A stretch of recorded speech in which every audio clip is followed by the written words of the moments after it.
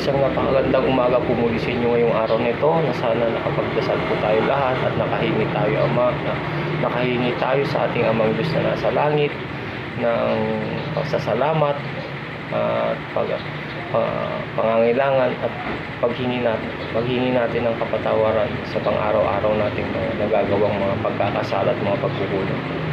Ngayong araw na ito, gusto ko po sana ipamahagi sa inyo ang nabasa ko ngayon mula sa Santiago, mula sa talata 5, kabanata 11, at ang sabi po rito, itinuturing nating maligaya ang mga makapagtitiis. Nalaman ninyo ang tungkol sa pagtitiis ni Job at kung paano siya pinagpala ni Jehovah ng bandang huli, at nakita ninyo na si Jehovah ay napaka mapagmahal at maawain. Yun po, di po ba napakaganda po yung salita na yun, na itinuro sa atin sa libro ni Job, na kung paano tayo magtiis na kahit gaano man katindi ang pagsubok na pinagdaraanan natin, ay natuto pa rin siyang hindi niya sinisi ang ating Amang Diyos na nasa langit, kundi mas tinatagan pa niya ang kanyang pananampalataya at pagtitiwala sa ating Ama.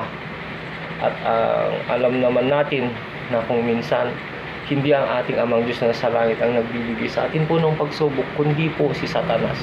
Bakit po? Kasi po, kung paano tayo bibigyan ng pagsubok ang ating Ama na tayo naman ang kanyang mga anak, hindi niya yun kayang gawin, dahil kung anuman ang nararamdaman ng isang ama na sinusubok ang kanyang anak, anong mararamdaman ng ama? Di ba malulungkot po siya?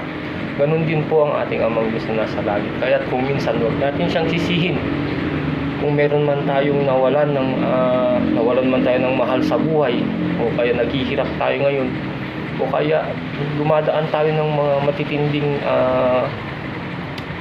mga krisis, o kaya pagipitan, kundi mas patatagin pa natin lalo ang ating pananampalataya, dahil sa pamamaraan ngayon, ang pagtitiis natin ay matatanggap tayong gantimpala barang araw, dahil ang ating Ama ay hindi siya sinungaling, kundi may ipinangako siya at alam niya ang ikabubuti natin. Kunwari, minsan nakikita natin na yung mga iba naging mayaman, yung mga iba matiwasay ang buhay, kung tayo naman naghihirap sa mundong ito, ba't tayo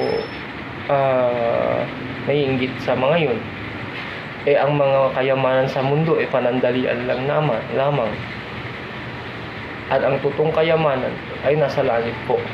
Magpapayaman nga tayo sa mundong ito, hindi naman natin madadala lahat yun. Mawawala din yun lahat kung wawalisin o lilinisin na at bababa ng ang ating Panginoong Kristo Jesus upang buwagin na ang sistema ng kasamaan ni Satanas.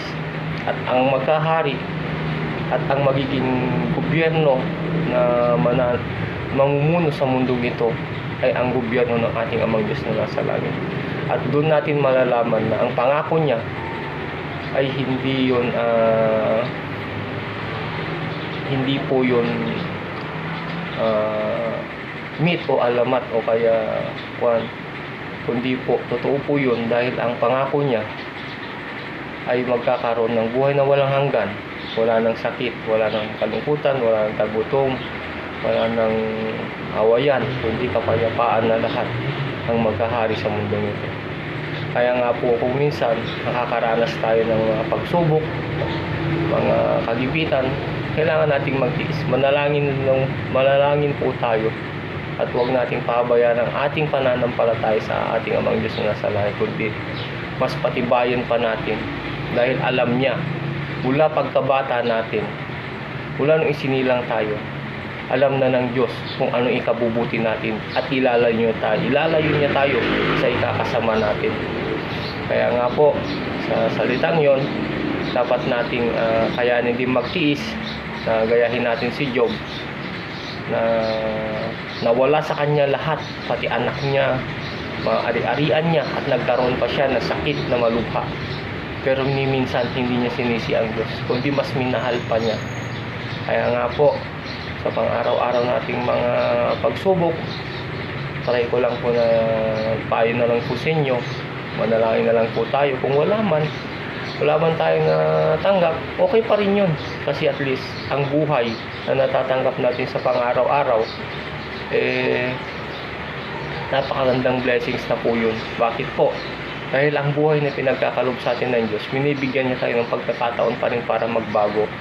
At ituwid ang ating mga sarili mula sa mga pinaggagawa nating mga pagkakamali at pagkukulang sa Kanya. Kaya maraming salamat po uli. Sana manatili po tayong tapat sa ating Amang Diyos na nasa langit.